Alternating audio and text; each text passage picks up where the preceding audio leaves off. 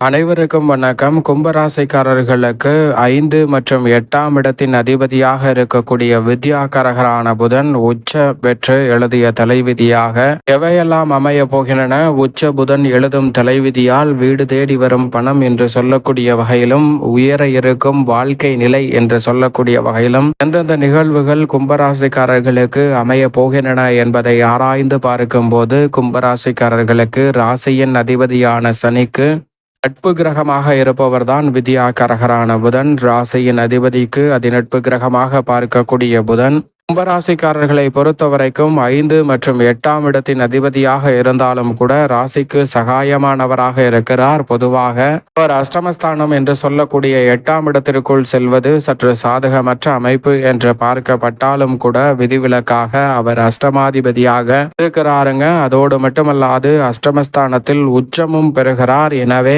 5 மற்றும் 8ஆம் இடத்தின் அதிபதியாக இருக்கக்கூடிய வித்யாகாரகரான புதன் அஷ்டமத்தில் அமர்ந்து உச்சம் பெற்றாலும் நீங்கள் எதிர்பார்ப்பதை காட்டிலும் பல தடைகள் தாமதங்களை தகர்த்தறிந்து முன்னேற்றத்தையும் வளர்ச்சியையும் சந்திக்கக்கூடிய நல்ல வாய்ப்பையும் சந்தர்ப்பத்தையும் உறுதியாகவே ஏற்படுத்தி கொடுக்க போகிறார். புதன் உச்சம் பெறுவதால் நிதானத்துடனும் பொறுமையுடனும் செயல்படுவது மட்டுமல்லாது உணர்ச்சி வசத்திற்கு இடம் கொடாமல் அனைத்து வகையான பணிகளையும் பார்த்து செய்து முடிக்கக்கூடிய நல்ல வாய்ப்பும் சந்தர்ப்பமும் உறுதியாகவே இந்த வேளையில் நீங்கள் நினைப்பதை காட்டிலும் அபரிவிதமாக கைகூடக்கூடிய ஒரு இனிமையான தருணமாக இந்த வேளை நிச்சயமாக கும்பராசிக்காரர்களுக்கு அமைய போகிறது. எனவே கும்பராசிக்காரர்கள் இந்த தருணத்தை சரியாக பயன்படுத்தி கொண்டால் தங்களுடைய வாழ்வில் இருக்கக்கூடிய பெரும்பாலான நெருக்கடிகள், சிரமங்கள், சிக்கல்கள் போன்றவற்றை தவிர்ப்பதோடு மட்டுமல்லாது வீடு தேடி வரும் பணம் என்று சொல்லக்கூடிய வகையில் உச்சம் பெற்ற புதனின் அமைப்பால் பல காரியங்கள் உங்களுடைய திறமை பளிச்சென்று வெளிக்கொணர்வதோடு மட்டுமல்லாது எவ்வளவு சிறப்பான வாய்ப்புகளை இந்த தருணத்தில் உருவாக்கி கொடுக்க முடியுமோ அவ்வளவை நிறைவாக உருவாக்கி கொடுக்க போகிறாருங்க. இந்த தருணத்தில் பல வழியில் உங்களுக்கு இழப்பு இருந்த சூழலில் அனைத்தையும் சரி செய்யக்கூடிய வகையில் அஷ்டமத்தில் அமர்ந்தாலும் அங்கு உச்சம் பெற்றிருப்பதால் எதிர்பாராத காரியங்களை சிறப்பாக முடித்து கொடுக்க போகிறாருங்க.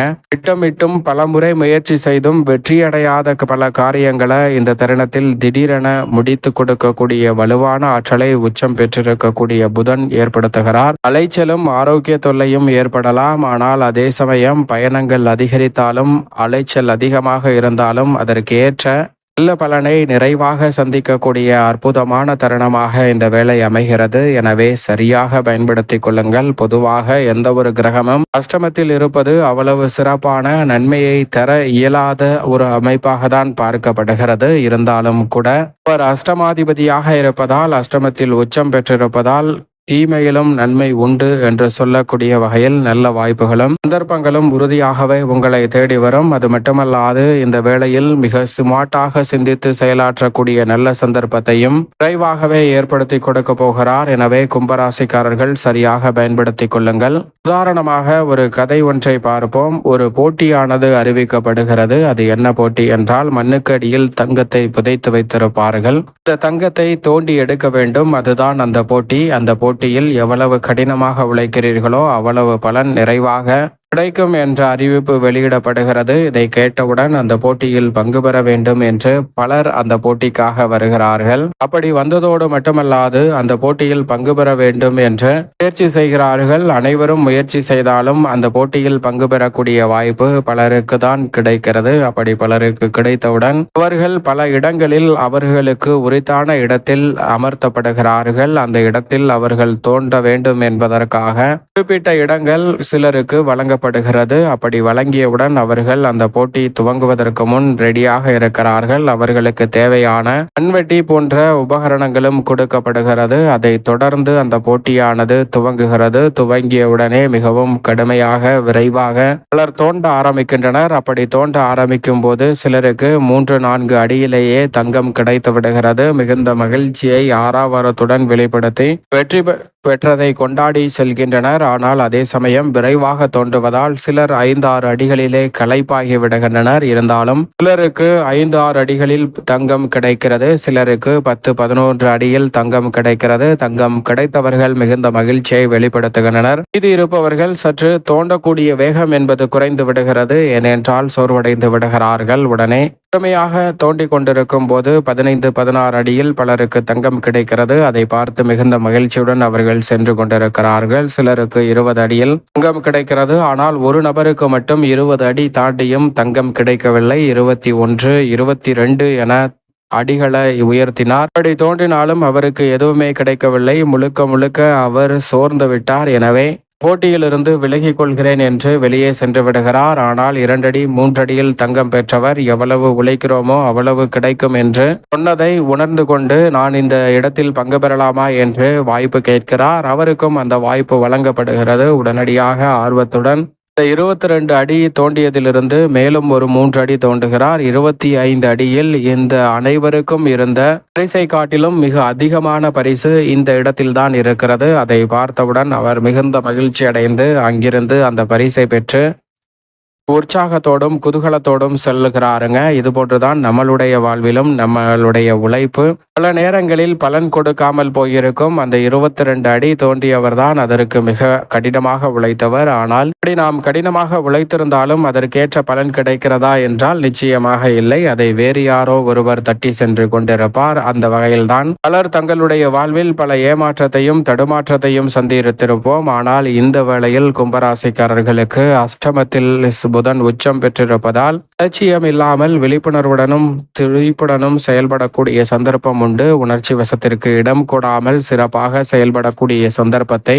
பஞ்சமாதிபதியும் அஷ்டமாதிபதியுமாக இருக்கக்கூடிய புதன் இந்த வேளையில் ஏற்படுத்தி கொடுக்கிறார். அவர் உச்சம் பெற்றிருப்பதால் நீங்கள் நினைப்பதை காட்டிலும் பல சிரமங்கள் கட்டுக்குள் இருக்கும். உடல்நல ஆரோக்கிய தொல்லைகள், அலைச்சல்கள், சிரமங்கள் போன்றவை உறுதியாகவே கட்டுக்குள் இருக்கக்கூடிய வகையில் பல நல்ல வாய்ப்புகளும் சந்தர்ப்பங்களும் இந்த வேளையில் உண்டு. திட்டமிடுதலை காட்டிலும் நுணுக்கமாகவும் நுட்பமாகவும் பல்வேறு வகையான பணிகளை இந்த வேளையில் செய்து முடிக்கக்கூடிய நல்ல சந்தர்ப்பத்தை ஏற்படுத்தி கொடுக்கிறார். இல்லத்தில் அஷ்டமஸ்தானத்தில் அவர் உச்சம் பெற்றிருந்தாலும் மிக சிறப்பாக சுப நிகழ்வுகளில் எந்தவிதமான தடையும் ஏற்படாது. அலைச்சல் அதிகமாக இருந்தாலும் கூட எதிர்பார்க்கக்கூடிய காரிய வெற்றியும் தனலாபமும் நிறைவாகவே இந்த வேளையில் உங்களை தேடி வருகிறது. ஆரோக்கியத்தில் சற்று கூடுதல் கவனத்துடன் இருப்பது நல்லது. ஆனால் அதே சமயம் உங்களது திறமைக்கு அங்கீகாரம் கிடைக்கக்கூடிய வகையில் இல்லம் தேடி வரும் பணம் என்று சொல்லக்கூடிய வகையில் பண வரவை அதிகரிக்கக்கூடிய நல்ல வாய்ப்புகளும் சந்தர்ப்பங்களும் உங்களுடைய திறமை பளிச்சென வெளிக்கொணர்வதோடு மட்டுமல்லாது பல பிரச்சனைகள் கவலைகள் போன்றவை தீரக்கூடிய வகையில் பண வரவை உயர்த்துவதோடு